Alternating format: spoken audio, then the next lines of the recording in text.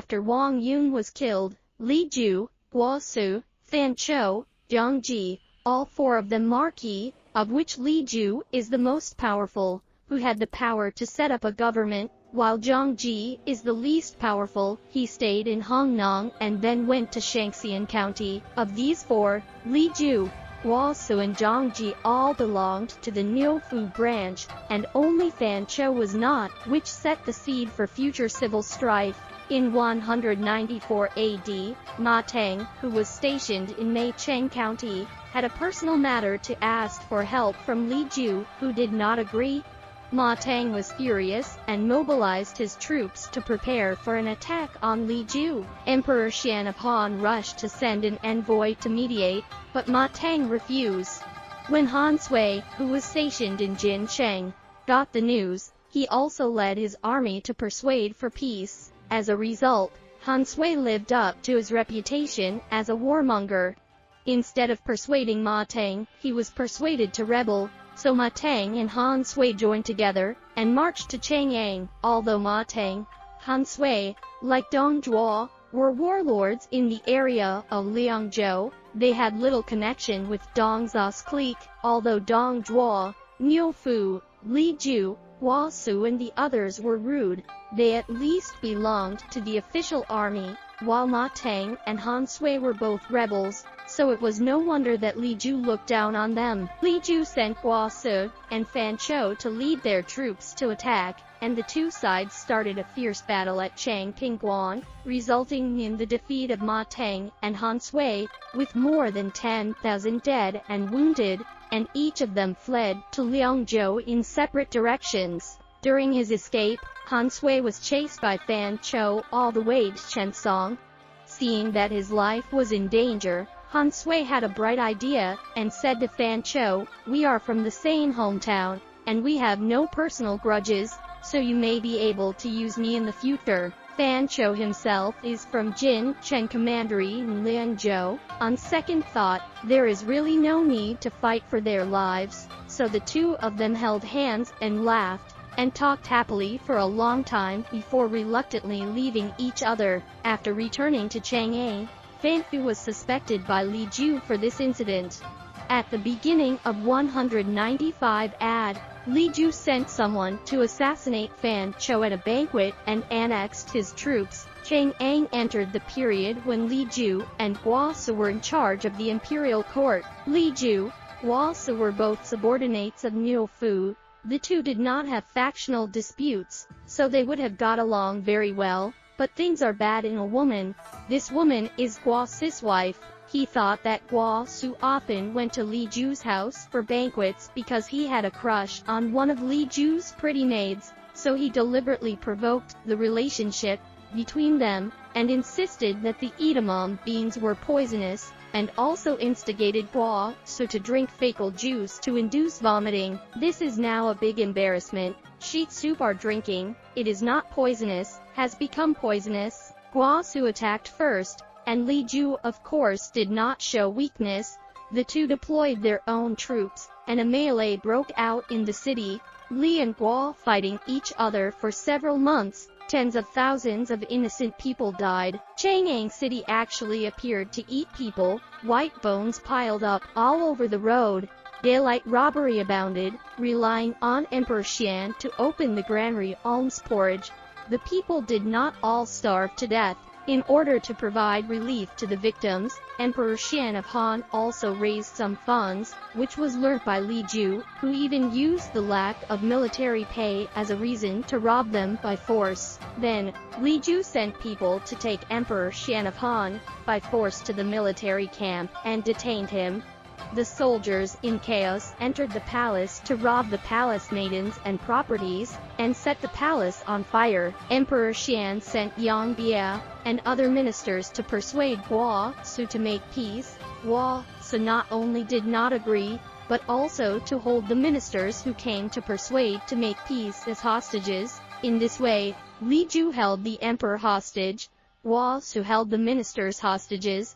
Day and night fierce battle. The city was a shambles. Life inside Li Jue's military camp was Emperor Xian's lifelong nightmare. As the emperor, he could not even secure the basic needs of life.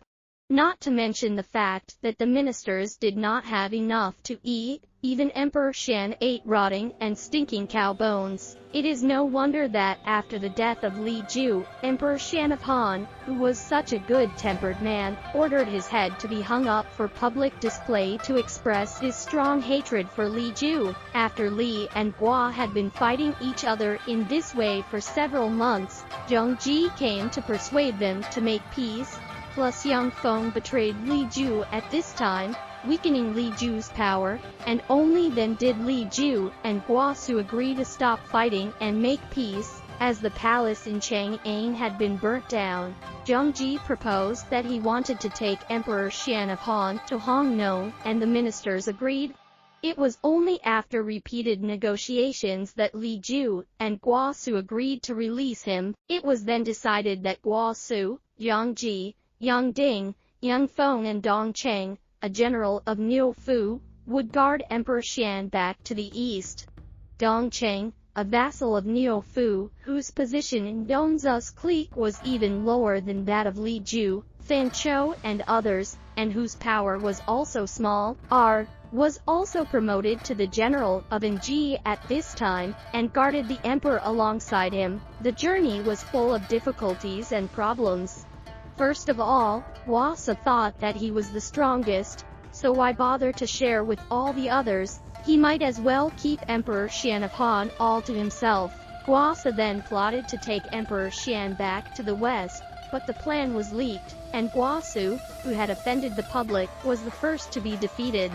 Afterwards, they arrived at Guan Wei's territory in Huiyan, and because Yang Ding had a grudge against Guan Wei, he united with Yang Feng and Dong Cheng to attack Guan Wei's barracks, and failed to take it down for a dozen days in a row. At this time, Li Jue and Guo Si, who came together, reacted and finally realized that letting Emperor Xian of Han go was a bad move, so they led an army under the banner, rescuing Guan Wei, and tried to capture Emperor Xian of Han once again.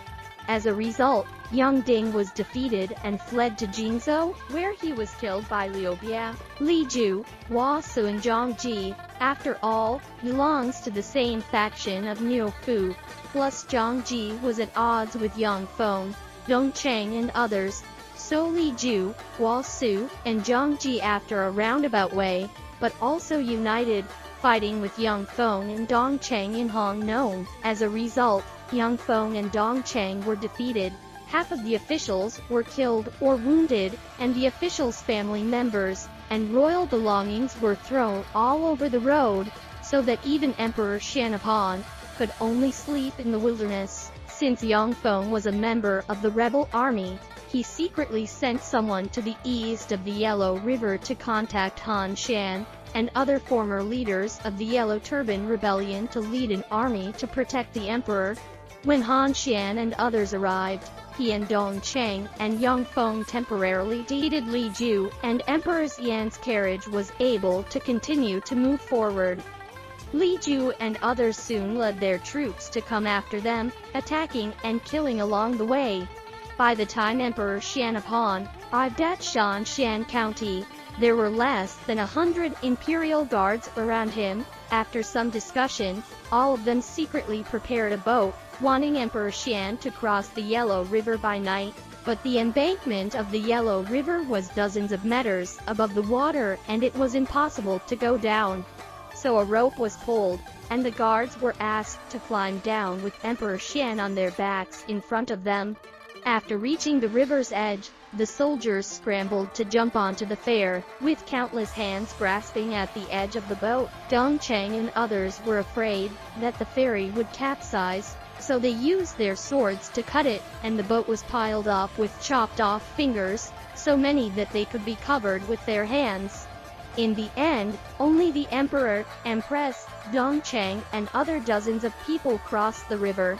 Together, most of the palace maidens, officials, soldiers, and people who failed to cross the river were killed by Li Jue and others, and countless people froze or drowned to death alone. After crossing the Yellow River and arriving at Dayang County, Emperor Xian of Han lived in the common people's houses. and Zhang Yang, the governor of Hernay, sent thousands of people carrying rice to pay tribute, and only then was the group barely able to get enough to eat. Emperor Xian sent someone to Jingzhou to persuade Liu Biao, before Liu Biao finally repaired the imperial palace in Luoyang, and sent a large amount of daily necessities. In July 196 AD, Emperor Xian of Han, who had been suffering from many tribulations, finally returned to the city of Luoyang, which he missed so much.